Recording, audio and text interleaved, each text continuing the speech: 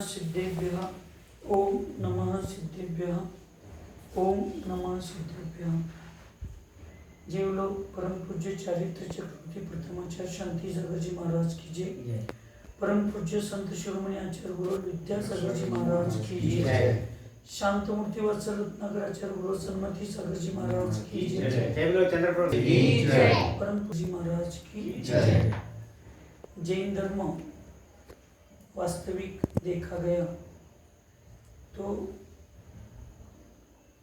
मृत्यु महामहोत्सव के लिए प्रसिद्ध है।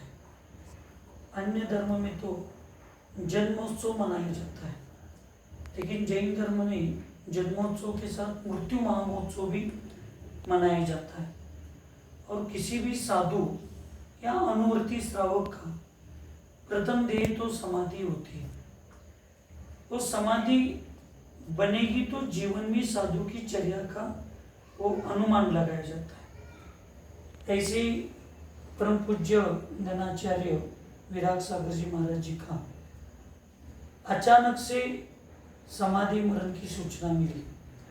समाधि चाहे अचानक हो चाहे 12 साल की हो, समाधि होती है। बस वो 12 साल की संकल्प के साथ होती है तो उसको उत्कृष्ट समाधि का स्वरूप कहा जाता है। लेकिन एक काल की अपेक्षा से उत्कृष्टता बताई है, लेकिन उत्कृष्टता तो परिणामों के ऊपर होती है जो अंतिम समय आता है। और सुनकर और समझकर इतना अच्छा लगा कि आचार्य विराग सागर महाराज जी तो चिरकालीन दीक्षित साधु थे।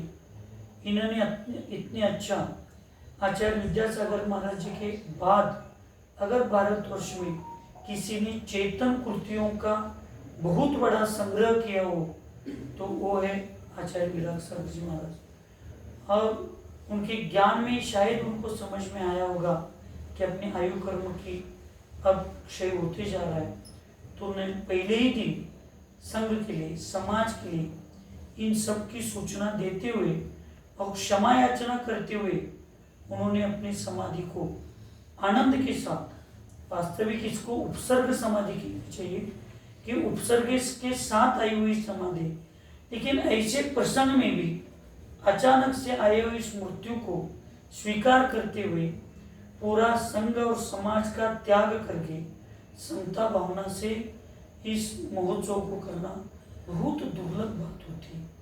और वो आचार्य विराग सागर महाराज जी ने किया।